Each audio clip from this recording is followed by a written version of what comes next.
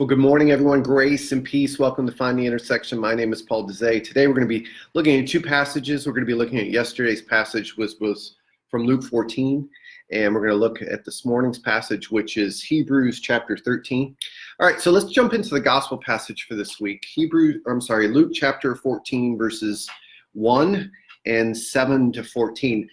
Verse 1 gives us the context. It's the Sabbath, and just like last week, in which Jesus healed on the Sabbath, the context here is this is all happening in the Sabbath. The Sabbath is an important theme throughout Jesus's ministry. He's kind of redefining Sabbath in for the people. Those people thought of it in a very legalistic way, what you can do, what you can't do. He's trying to get the purpose behind the Sabbath. Sabbath is a picture of the new heavens and the new earth. It allows us to reframe our thoughts and our patterns of behavior.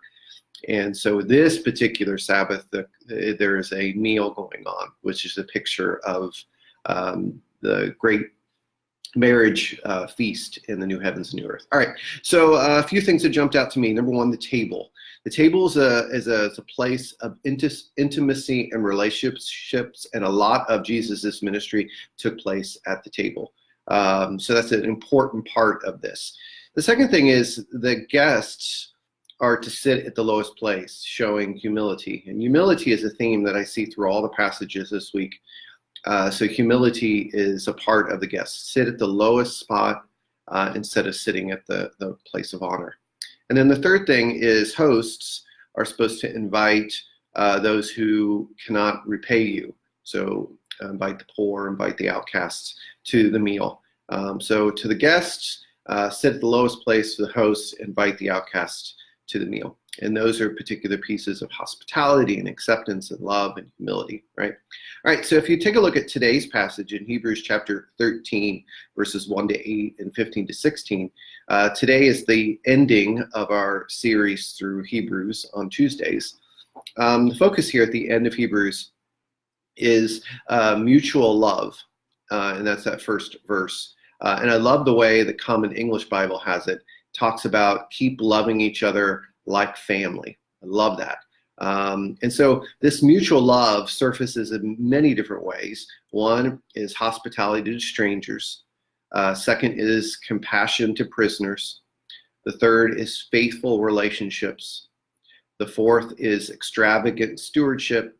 And the fifth is sacrificial worship. So I believe that first verse kind of shapes the whole passage. And it's all about mutual love, or the love that the church is supposed to experience as a family. The second thing is that verses 15 and 16 is this emphasis upon the sacrifice.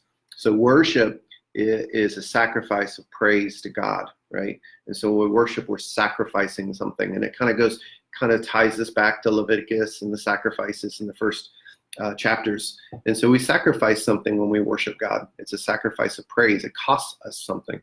And then the third thing is that last verse number 16 in Hebrews, is this emphasis upon fellowship.